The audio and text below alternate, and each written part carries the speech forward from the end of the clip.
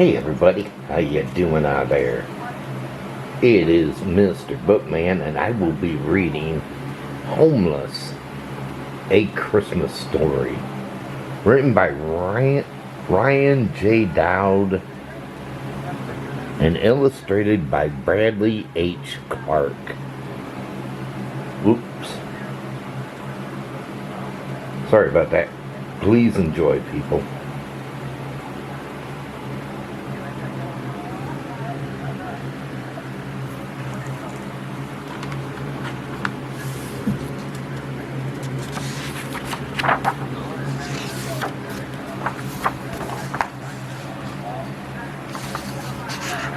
Homeless, a Christmas Story.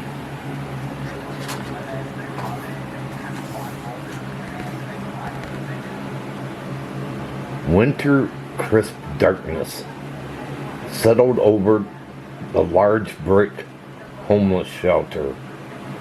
Chicago winds whooshed snow across a frozen parking lot. Christmas Eve at homeless shelters are not very different from other nights. Volunteers from a local church carried trays of steaming spaghetti inside. 100 hungry women, children, and men dressed in tattered coats stood around outside waiting for the shelter to open for dinner.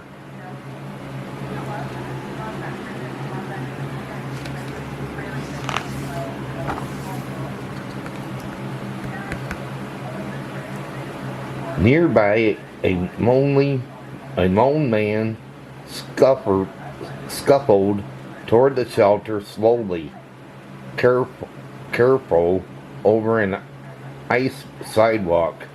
His massive boots made a soft crunch sound on frozen salt crystals. The man's coat and hat, while heavy, were unable to block the biting chill of this cold winter night. At least his long, tangled beard kept his face warm. People often stared at this beard and clothing. It had taken time, but he had grown used to people staring at him. In fact, he barely even noticed anyone.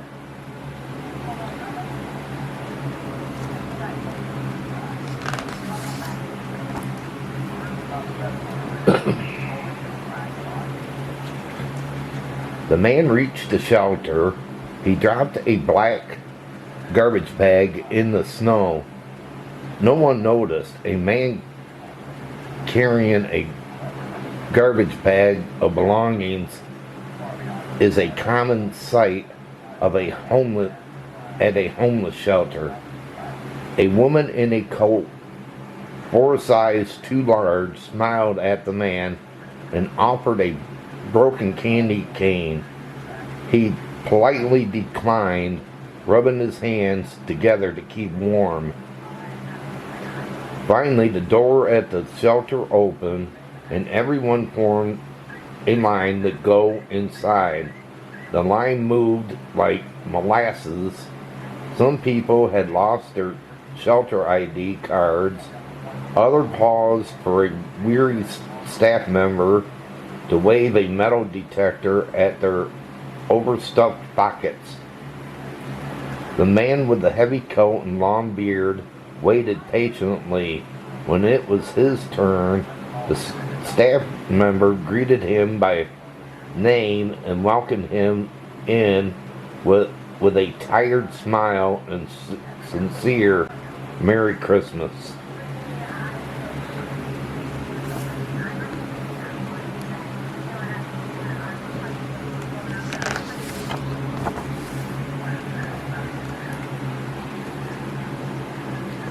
The man had his heavy drained body into the warmth.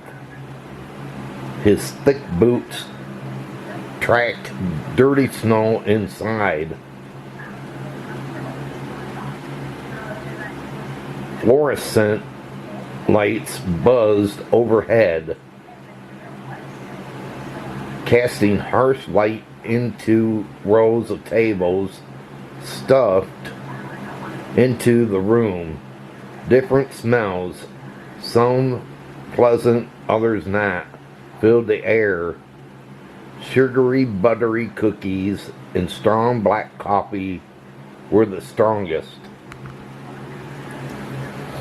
A volunteer approached the man. The woman was elderly thin and wore a sweater with a reindeer on it. She greeted him with a tray of drink and styrofoam cups. Decaf coffee or Kool-Aid? The man picked up a cup of coffee and took a sip. It was too strong, bitter and hot, but intensely. He felt warmer as the rich, dark coffee warmed him from the inside. The man nodded to people he knew. This was not his first time at the shelter. He had been coming for years, many years, for far too many years. He finally remembered last Christmas Eve here, and the year before, and the year before that, and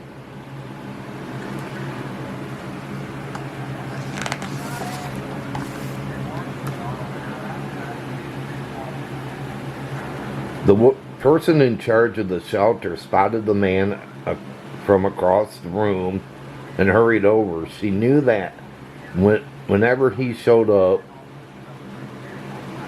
echoes always followed. By getting to him quickly, she hoped to prevent any problems this time. The woman noticed the man toward a separate room far away from everyone else. The man picked up his garbage bag and followed without complaint. He knew the drill. In an empty room, she had him sit in a single red chair, but this was missing some of the stuffings before she had to attend the other manners. Even though he was inside, the man didn't take off his coat or hat. This is not uncommon in places where people own only one winter coat and can't afford to lose it. A few minutes passed in gloomy silence.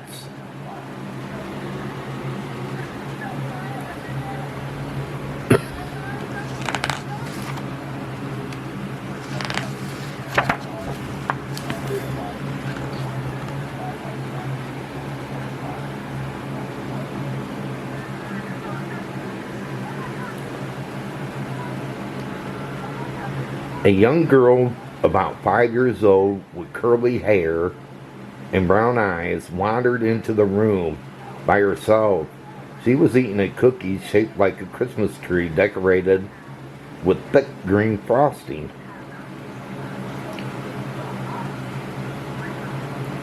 The man looked up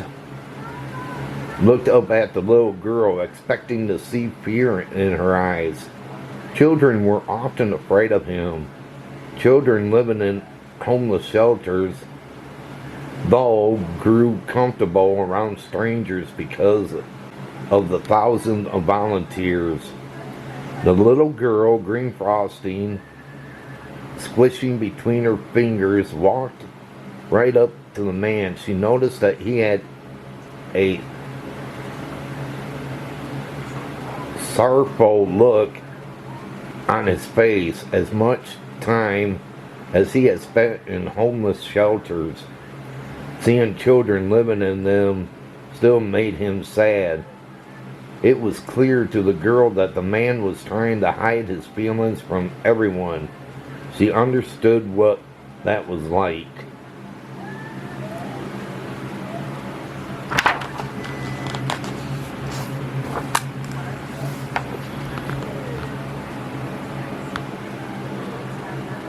a boisterous commotion broke out in the hallway before the girl, but she didn't notice. Shelters are noisy places. It moved closer, but the little girl just stood there. Suddenly, a dozen young children tumbled into the room, trailed by an overwhelming staff person. The children froze when they saw the man, their eyes wide. He sat up straight, took a deep breath, and yelled at them.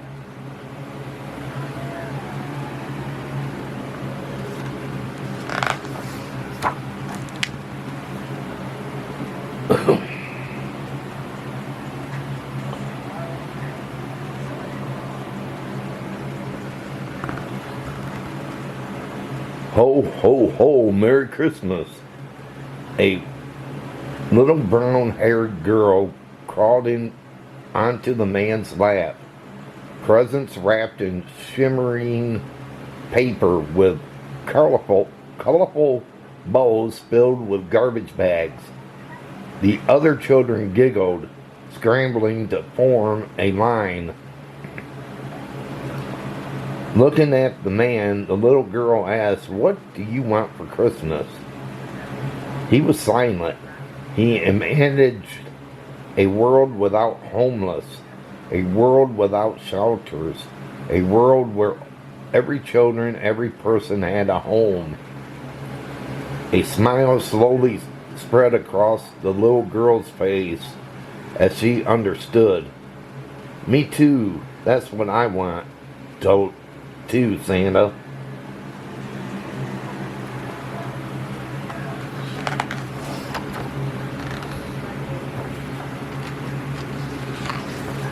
Well,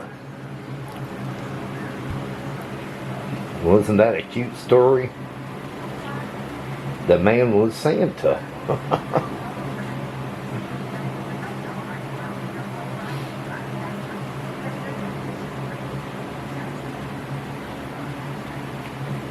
And he played Santa. And always remember about your homeless people out there, people. I know I see them a lot where I live at, and it's sad. It is. It's sad, and it's sad that they, don't want to make the move to go get help and stuff. But that's what happens, I guess. So always remember them too, around this time of the year. Well, everybody, hope all of you enjoyed this book reading, and if you did, can you give it a big thumbs up? Smash that thumbs up button. Can you do that? If you're new and you came along this book reading, can you hit that red subscribe button down below and subscribe to my channel? Also hit that notification bell. But until my next book reading, they call me Mr. Bookman. And this book reading's over. Have a good one, people, and take care.